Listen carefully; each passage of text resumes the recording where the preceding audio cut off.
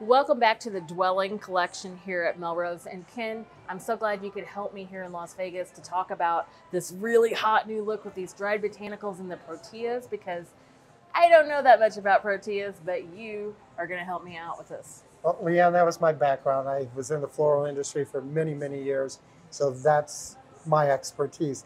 And you are absolutely right. We have featured so many new botanicals with that dried influence, which is trendy and really hot right now. And none better than our Protea blossoms. Here we have them grouped in just a little bundle. And when you look at this arrangement, it's all segregated with all the product in their own dwelling or in their own territory. Yes. And they're just grouped in bundles and easily just dropped into these fabric baskets. And you said grouped in bundles. You're really talking about just putting a few of them together, zip tying them, popping them right in there. Exactly. The mechanics are so easy.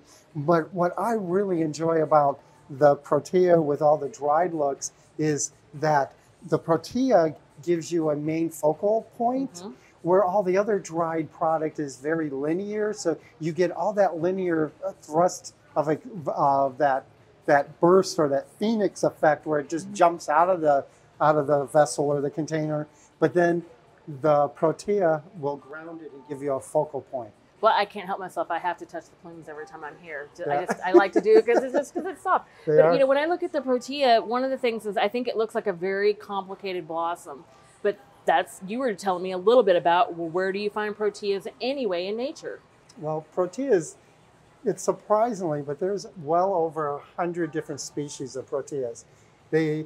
Most of them are found on the continent of Africa, and we use them as fresh flowers, and they dry beautifully as a regular or a natural botanical. Well, we have ours in the fabric version of it, which will last forever for you. Well, let's look at the wall real quick, because these are wonderful here in these canvas bins, and you're right, you can showcase many different little bundles, but the coloring these, and so you're saying there's 500 different kinds of Proteas. When I look at this one looks similar with a different color, but what about that one up there?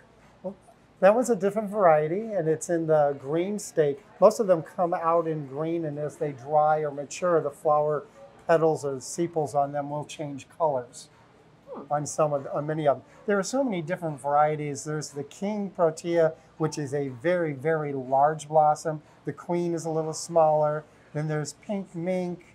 There's leucadendrons, which are also in the Protea family. And you can't forget the pen cushion. And we do have the pen cushion in our showroom. I was going to say, I know that we have another type of Protea, and it seems like, and I get confused because I look at this, and you can say the word because I'm not going to. This is a Banksia. A Banksia. That rolls right off the tongue, doesn't it? It's also found in Africa. Okay. That's why I'm not as familiar with it. It's not found in Missouri.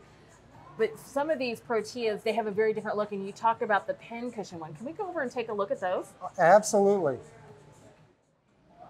Oh, so these look completely different to me than the other Proteas. So they don't even have the same shape. No, not at all. They're almost spidery. They look similar to a spider mum. And in real life, it actually looks like a pin cushion with a bunch of pins and needles sticking out of it. They're really an interesting flower. And you know, if you're looking for these, you're going to find these in Modern Invitation. So that's a little bit different than the look that we have in Dwelling, because we have these rich colors with the reds and the oranges and the vibrant green. So if you're in the virtual showroom with us and you're looking for these pin cushion Proteas, we're going to find them in Modern Invitation. Exactly.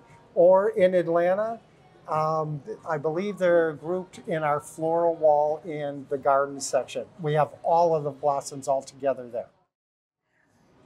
Okay, Ken, I think I'm starting to understand the Protea blossoms a little bit better, but I did notice over in Dwelling, we have another canvas basket that's put together a little differently. Instead of the groups of bundles, we have a little bit different design. Definitely. Let's go.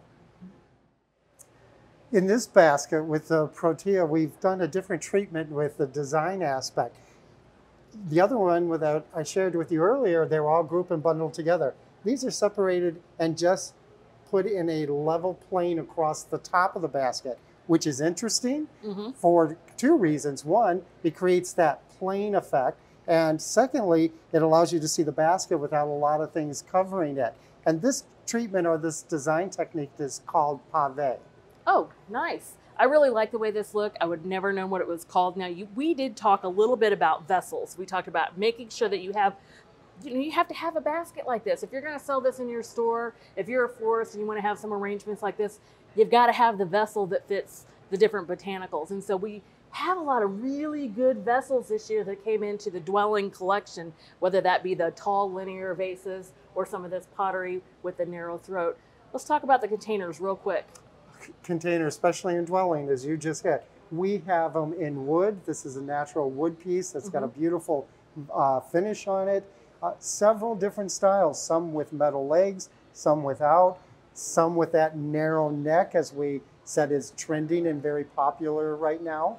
Of course, we're also going to find a lot of our ceramic pieces here, and the woven baskets, as we showed you with the paved protea blossoms.